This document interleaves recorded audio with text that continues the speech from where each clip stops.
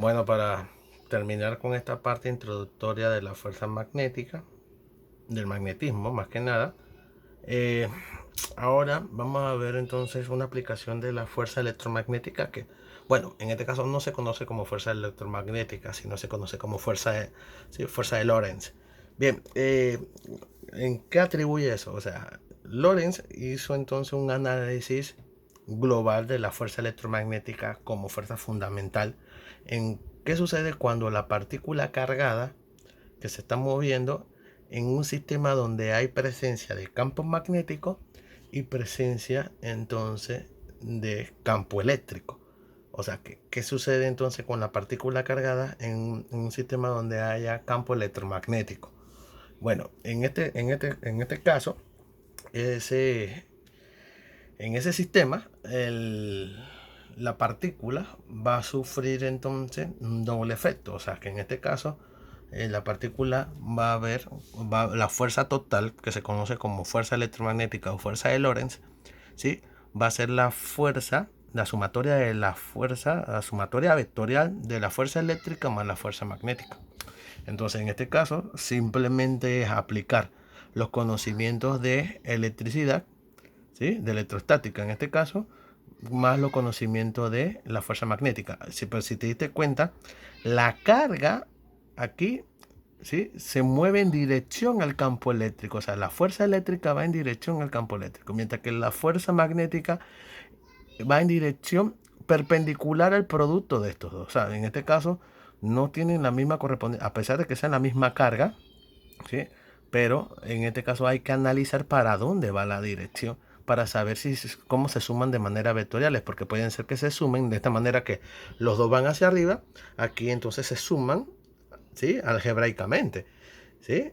Pero si en algún momento la fuerza eléctrica va en una dirección y la fuerza magnética coge otra dirección, entonces ahí habría que hacer una sumatoria vectorial, ¿sí? Esto se utiliza mucho para el espectrómetro de masas, ¿sí? El selectrón de velocidades. O sea, en este caso, para poder calcular la velocidad de una partícula, tú tratas de aplicar de que esta fuerza resultante sea cero. La única manera de que esta fuerza resultante sea cero es que encuentres un sistema donde la fuerza eléctrica vaya en sentido contrario a la fuerza magnética.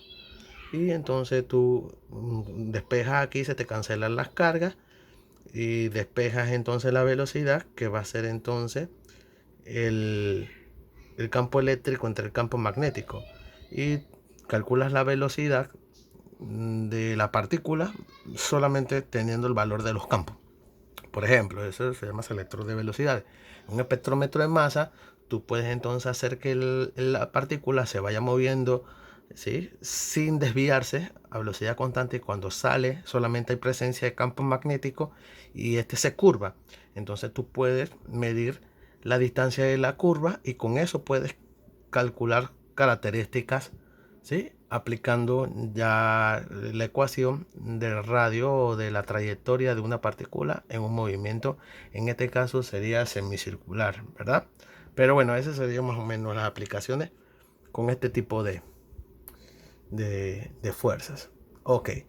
Y el último tema es ver entonces el principio de lo que es el motor electromagnético. En este caso, se denomina, es un momento de torsión que se aplica en una espira, pero esa espira transporta corriente. Y obviamente tenemos un sistema donde hay presencia de campo magnético, en este caso uniforme. Bien, entonces si nosotros tenemos una espira por la cual ella transporta la corriente de manera constante, si el campo magnético es paralelo, ¿sí? Es paralelo a una de las espiras, entonces él va a tornar a girar con respecto al punto central de él. Entonces, en este caso yo puse el campo magnético paralelo al lado B. Entonces, él va a tornar a rotar de esta manera. Si la presencia de campo magnético la hacemos paralelo a la longitud A, entonces él va a tornar a girar, ¿sí? De esta manera. Si el campo magnético yo lo hago entrando o saliendo, no va a girar para ningún lado, ¿sí? O sea, ¿qué quiere decir? que para que esto gire, el campo magnético debe estar paralelo, ¿sí? Paralelo a la espira. No puede ser perpendicular a la superficie en este caso, ¿sí? Ok, en este caso, analizando este sistema, si se dan cuenta, mira, en este caso, en esta parte de la espira no hay fuerza magnética porque la dirección de la corriente, ¿sí? Y la dirección del campo van en la misma dirección. Y acá también están en el mismo eje. Van en sentido contrario, pero están en el mismo eje. Entonces acuérdate que las fuerzas tienen que ser, estos deben estar perpendiculares. Entonces, en este lado, la fuerza, o sea, aquí sí hay fuerza magnética. En este caso, en este lado de la espira, la fuerza sale. Aplicando sí, la ley de la mano derecha. Allá arriba, mira, la corriente va para la derecha. El campo va hacia arriba. ¿Sí? La fuerza sale.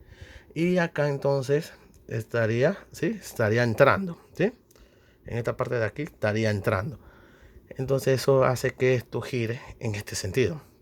O sea que esta fuerza que está aquí, de este lado, hace que gire de este lado. O sea, y este señor hace que gire de este lado. Entonces, viéndolo desde acá arriba, lo que observamos es que, ¿sí? Viéndolo desde arriba, nosotros observamos entonces que esta corriente viene hacia el ojo, ¿verdad? Viene hacia el ojo, o sea, viene hacia nosotros, y que la fuerza va de este lado.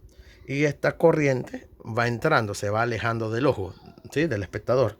Va entrando, entonces la fuerza hace girar todo en sentido horario. Entonces ese torque con respecto al punto central, yo aplico la aplicación del momento de torsión, que es la fuerza perpendicular al brazo de palanca, ¿sí? Al brazo de palanca. Esto es una espira, esta espira no se dobla, así que se mantiene rígida, por eso entonces tiende a rotar de esta manera en sentido antihorario. Entonces esa rotación es positiva. La R es la distancia que hay de la aplicación de la fuerza al punto de rotación, que es la mitad de la espira, del lado de esta espira, que es el lado B, ¿sí? Y esto sería exactamente lo mismo. Los torques se suman porque giran en el mismo sentido.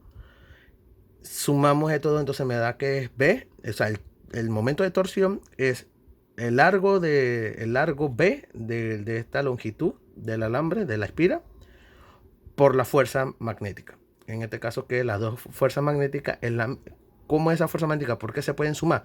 No, porque esta fuerza magnética es el lado A, este lado A es igual a este lado A, les pasa la misma corriente y los dos tienen el mismo campo magnético. Por ende, entonces yo puedo decir que el torque es igual a la corriente por A cruzado por B.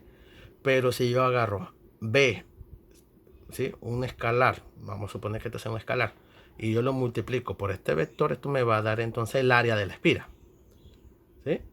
¿Y esto qué quiere decir? Que va a haber torsión si por la espira pasa una corriente y que esta área, y que el área de la partícula, o sea, la mirada de la partícula, ¿sí? No se cruce con el campo magnético. Bien, para poder entonces que haya entonces, ¿sí?